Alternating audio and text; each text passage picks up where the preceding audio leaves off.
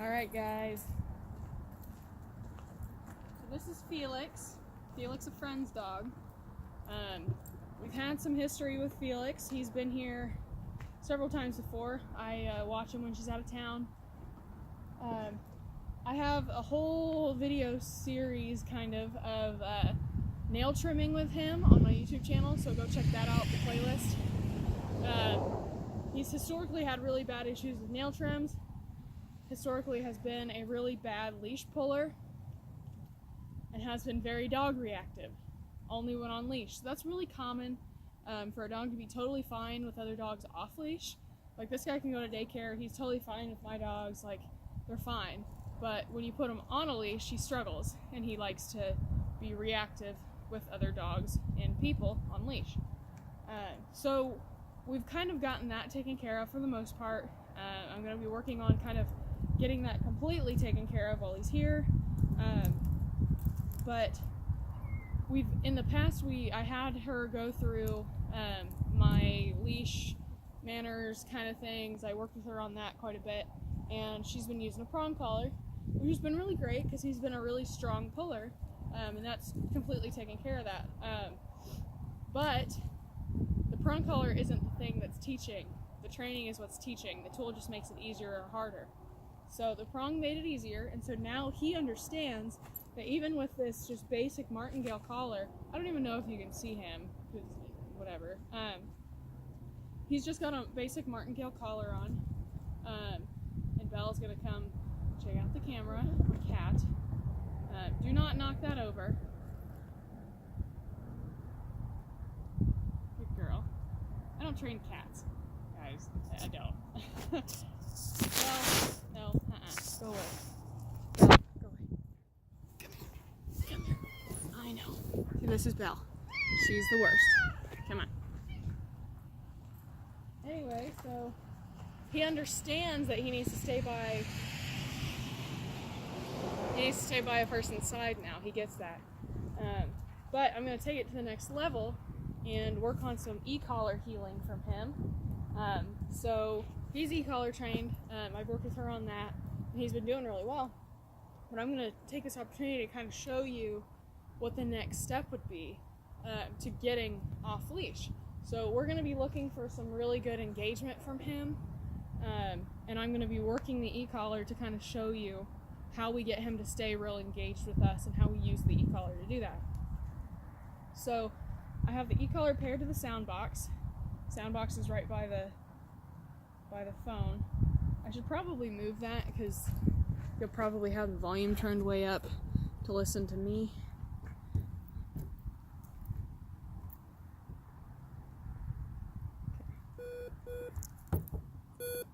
Okay, we'll do that. And that's on a level 1, so he can't feel that.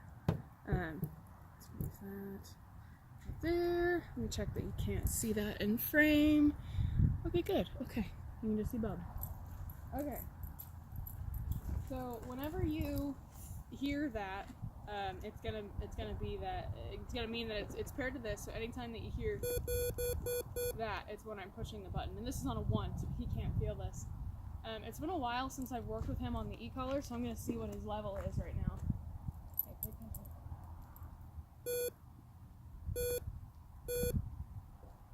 So he's at a 7. Okay. Last time I think he was at an 8. I don't know. It doesn't matter. The number doesn't matter. But the 7 is just enough so that he barely feels it. So normally when I do this, I like to use a long line of at least like 10-15 feet. This is just a 6-foot leash because the ground is really wet and I really don't want to get my long lines real wet. So I'm just going to hold this so that it kind of drapes and it doesn't touch the ground, but he still has lots of slack. So I'm just going to start walking, and anytime I do a turnaround, or if he gets kind of too far out, I'll just give him a little tap. And this is at his working level, so he can barely feel this.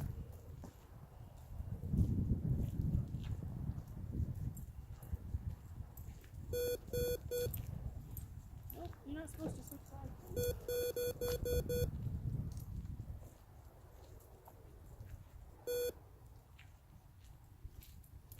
So I'm just holding the leash so it's draped, so I'm not putting any pressure on him.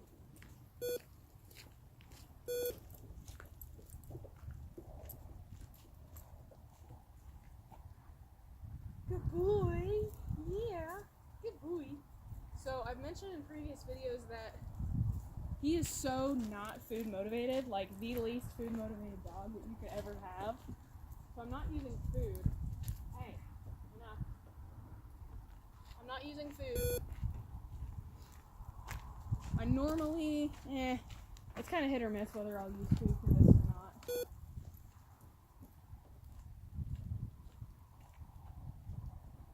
You good boy, yeah. Good job. So see how he's staying engaged with me for the most part?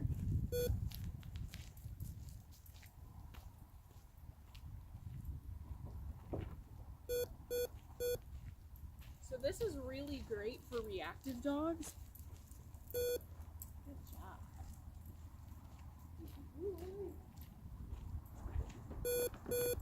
So this is great for reactive dogs in the very beginning. So you start this in a very sterile environment. So this is not a sterile environment. I've got my dogs, I've got my freaking goats over there. Can you even see that? You can see it in the very corner. Those are my goats, and they are the worst. But this is not a sterile environment. But a sterile environment would be in your living room. It would be in your driveway without the dogs or the goats. But it's really great for reactive dogs. You good boy. Yeah. In the beginning, because you're teaching them that they need to stay engaged with you. And when they're engaged and paying attention to you, they can't be paying attention to the other stuff. The stuff that would previously cause them to explode or react or whatever. So you start this in a very sterile environment, and then you can add distraction after that engagement gets really solid. So I bumped that up to a 16 because he was hyper-focused on my cat up there. He's fine with cats, but he just has a history of being hyper-focused on things. So I interrupt that when I see it. Good job. I was at a 7. That was his working level. But anyway, yeah, with the reactive dog. So you start it in the very sterile environment until you get a really good pattern of engagement where the dog is really, really focused on you and is in that default behavior of just focusing on you. You're not looking for like a competition heel where the dog's just constantly looking directly at you. But they take a couple steps, they glance up, they look around, they glance up, they look around, they glance up. It's just, they're constantly just engaged with you. And then you can start to add distractions. You can start to add the e-collar, which is great for this. You can start to add some difficulty. And then when it comes to a dog or another person or something that they would previously react to, if you built up to it, when that dog goes from da-da-da-da-da to fixating on something, that's when you interrupt with the e-collar, with a leash pop, whatever, and then you get them to re-engage with you. And then you continue about your business. And these back and forth stuff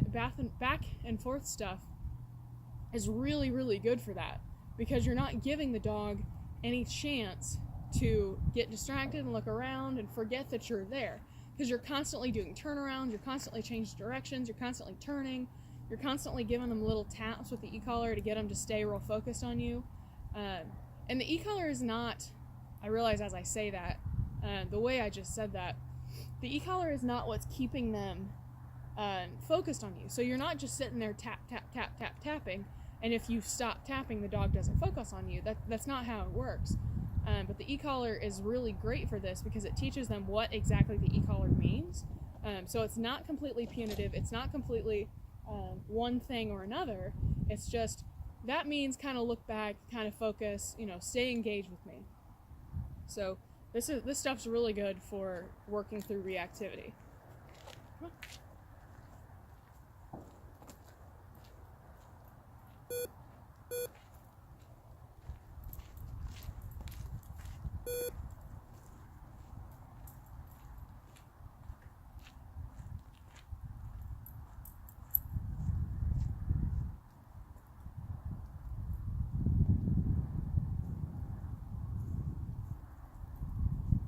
Under a seat.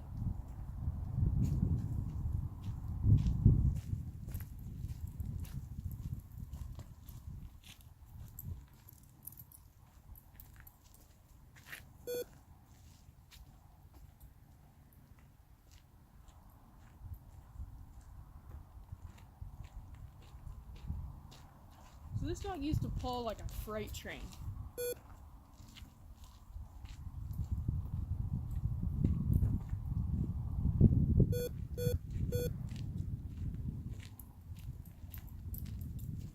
So we started with the prong, like I said, but the prong isn't what's teaching. It's the training that's teaching. School just makes it easier or harder. So we started with the prong to teach him a new way of interacting with us by staying right next to us, staying with us, being engaged with us, not pulling on the leash like a little pony. I would know. I've got several back there. So the prong was just an intermediate step to teach him a new way of being with us.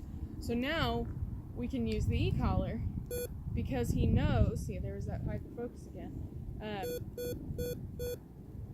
Good boy. Let's go down a little bit. 7 seems a little high. Let's go down to 5. Is that good? Now that he's real focused. So the prong was just an intermediary step to teach him a new way of being with us. So now she shouldn't need the prong anymore. She can still use the prong, absolutely, there's nothing wrong with that. So if she needed to take him into the vet or into daycare or whatever, where there's a chance that the dog isn't going to be real focused or is going to struggle, yeah, put the prong collar back on. There's absolutely nothing wrong with that. If this were my dog, I don't know that I would ever need to put a prong collar on again. But I'm a dog trainer, so that's not impressive, that's not helpful to the owner. So if the prong's going to help her and it's going to make her life easier in some situations, then sure, absolutely. You might as well. You know, it's not going to hurt anything.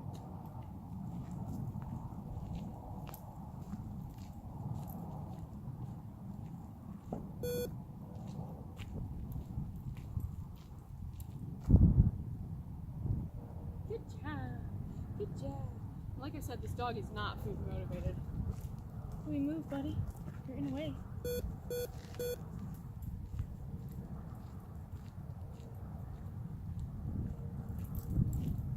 So we've done a lot of turnarounds the opposite way. Get him change his gears a little bit. There you go. And I'm not tapping for that yet. I might not even tap for that.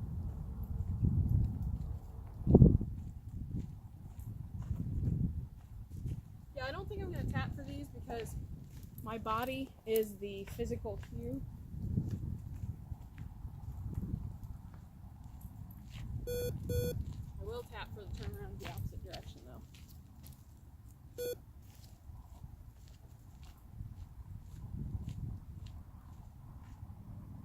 There we go, that's not bad.